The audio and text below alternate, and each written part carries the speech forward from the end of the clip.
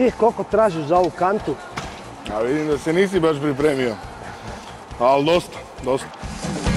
Da vidiš kak se kine, za prepune tribine, da vidiš kak se kliže, u ledenu se stiže.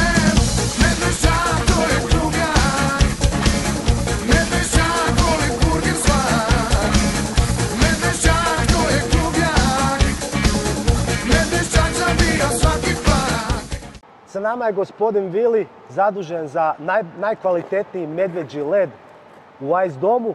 Šta je ovo kraj nas, Vili, i kako funkcionira ovo čudo? Evo, ovo je rolba marke Zamboni, to jest brenda Zamboni. Stara kantica koja nas vjerno služi ovu sezonu, nadamo se da će i sljedeće. Ona služi za obradu leda, nakon što hokejaši i klizači odrade svoje treninge. Led bude dosta uništen, ima puno brazdi, puno rupa i s ovim strojem mi izlazimo na led, punimo je sa vrućom vodom koja je nekakvih 70 stupnjeva Celzijevih, puštamo nož i puštamo vodu i zaravnavamo led. Ta vruća voda se razlije, poravna površinu leda, zamrzne se relativno brzo i imamo novi friški led za sljedeći trening ili utakmicu. Što se događa ljeti kad su temperature vani oko 30 stupnjeva? Leda ovdje nema onda. Mi led gasimo negdje sredinom 5. početkom 6. mjeseca jer je neisplativo držati led i hladiti ovakvu površinu prilikom takvih visokih temperatura. Tako da preko ljeta pustimo led da se rastopi. Tu nema nikakvog posebnog posla, on se krene rastapati, curi u odvodne kanale koje smo predvidjeli i napravili prilikom izgradnje ovog objekta. I to je više manje to. Kolika je temperatura u dvorani i je li gledateljima zbog tog leda zima? Koliko u stvari mora biti temperatura u dvorani? Pa nekakva optimalna temperatura u dvorani između 7 do 10 stupnjeva Celzijevih.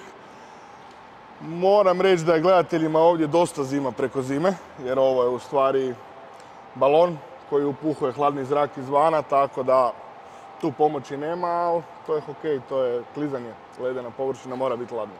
Koliko u stvari košta nova rolba i je li skupa za održavanje?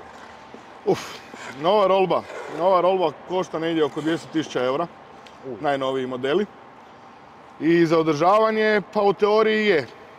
Mislim, sigurno je jeftinija kad se redovno održava nego kad se ne održava pa neka i ode, ali je, dosta je skupa.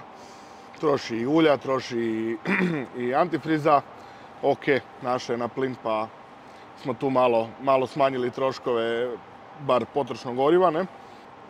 Gdje se uopće može kupiti rolba? U kojoj zemlji se proizvodi? Pa najpoznatiji proizvođači rolba su naravno Amerikanci i Kanađani.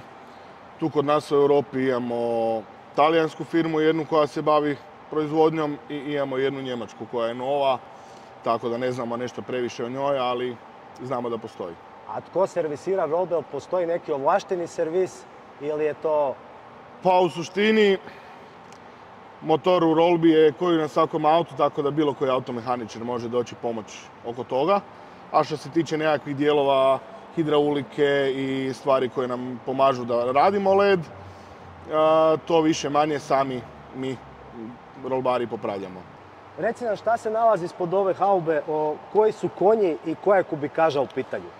Evo, ispod haube nam je 2,3 litrni motor, točnije 2300 kubika iz Forda konja. Nemam pojma, previše. Too much. Koliko stane ovdje ide voda, ali tako? Tako je, ovo je tank za vodu. U ovaj tank stane 780 litara vode, vruće, s kojom radimo led. Je li to dosta za cijeli dan jedan tank? Ne.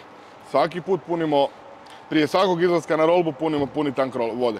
Ostane nešto u njoj nakon kraja, ali bolje biti siguran pa imati puni tank svaki put nego da se zezamo. Zašto mora biti vruća voda? Bolje led ispadne. Može se i s hladnom raditi, ali vruća voda je ipak dokazano bolje sredstvo za izradu glatkog leda koji izgleda kao špiglo. Je li opasno voziti rolbu? Pa ako se pridržavate svih pravila, ne. Ista stvar koji je vožnja autom, ali treba paziti. Puno više nego na cesti. Jesi ti za to da vozači rolbe imaju beneficirani radni staž?